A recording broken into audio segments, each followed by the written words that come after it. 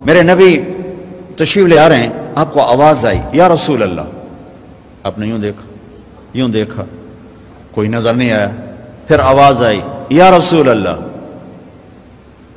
دیکھا تو ایک ہرنی گلے میں رسی چارپائی سے بندھی ہوئی وہ آپ کو پکار رہی تھی. آپ قریب آئے، کیا ہے؟ کہ آپ کا صحابی مجھے پکڑ کے لایا ہے، میں اللہ کی تقدیر پہ راضی ہوں، مطلب ذبح کی جاؤں گی، لیکن میرے چھوٹے چھوٹے بچے ہیں وہ بھوکے ہیں، اگر آپ مجھے چھوڑ دیں میں ان کو دودھ پلا کے واپس آ جاؤں گی. تو آپ نے فرمایا اگر تو واپس نہ آئی تو پھر، کہ اگر میں واپس نہ آئی تو اللہ مجھے جہنم میں ڈال دے جیسے انسانوں کو ڈالے گا.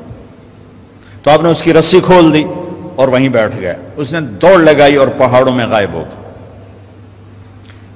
دیر گزر گئی تو آپ نے دیکھا وہ پہاڑ سے اتر رہی تھی اور آ کر کہا یا رسول اللہ میں حاضر ہوں. اللہ اکبر، اسے خبر ہے میں کیوں حاضر ہوں.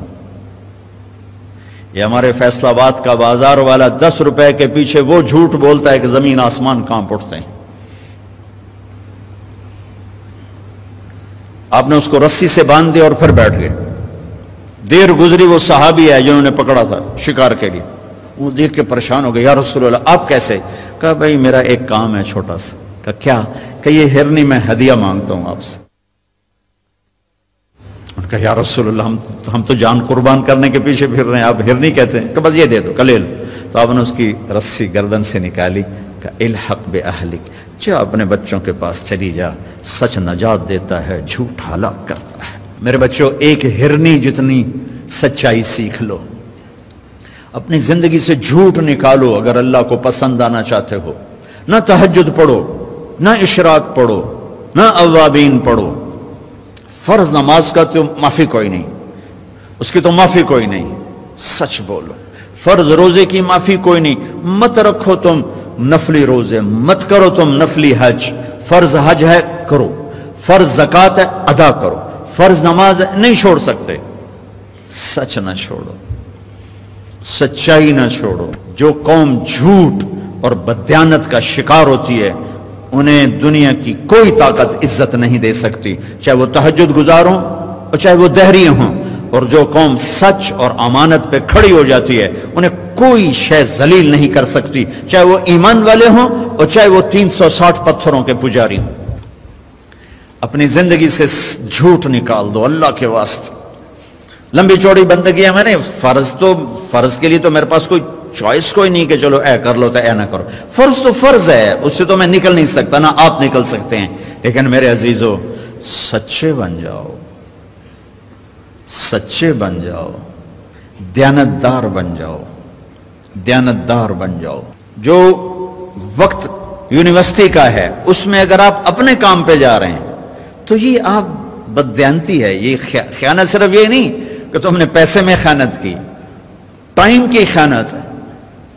یونیورسٹی کے ٹائم میں پروفیسر صاحب اخبار پڑھ رہا ہے، یہ خیانت ہے اس وقت کے ساتھ جس کی گورنمنٹ اس کو تنخواہ دے رہی. یونیورسٹی کے ٹائم میں وہ حاضریاں لگا کے اور اپنے کام کو جا رہا ہے، یہ خیانت ہے اس ٹائم کے ساتھ جس کی وہ تنخواہ لے رہا ہے.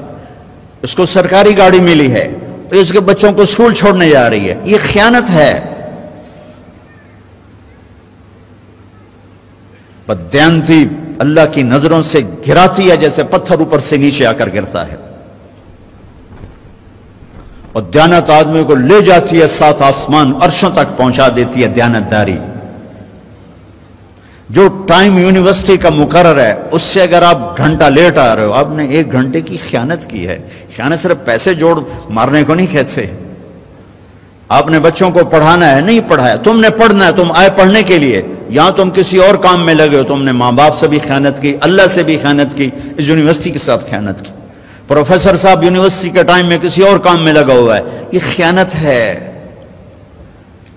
اگر اللہ اس کے رسول کا پسندیدہ بننا ہے تو میں لمبے چوڑے وظیفے نہیں بتا رہا ہوں، چھوٹی چھوٹی 2 باتیں بتا رہا ہوں. سچائی، امانت، سچائی، امانت.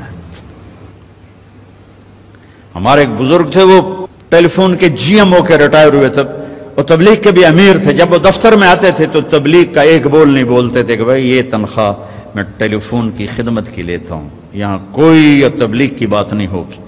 اور جب وہ دفتر سے نکل جاتے کہتے ہیں ہن میرا ٹائم اپنا ہے، ہن کوئی ٹیلی فون کی بات نہیں ہوگی، اب صرف تبلیغ کی بات ہوگی۔ میرے بچوں، بددیانتی نے ہمیں زیرو کر دیا ہے۔ یہ تو ایک اجتماعی زندگی کے لحاظ سے میں کہہ رہا ہوں۔